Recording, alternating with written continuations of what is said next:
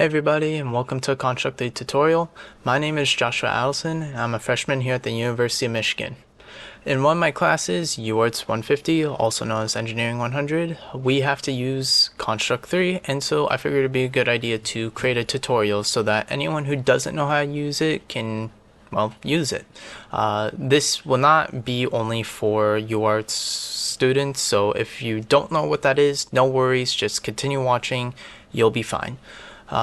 In this series, I'll go over the basics of how to launch Construct 3, how to create a file, how to create sprites, backgrounds, hitboxes, that kind of stuff. Basically everything you know to make a working game in Construct 3. If you just randomly found this video somehow and have no idea what Construct 3 is, Construct 3 is a mostly free web-based game development system where it's very user-friendly, no coding involved, you just have to throw in images and give some properties to them. So without further ado, let's get right into it.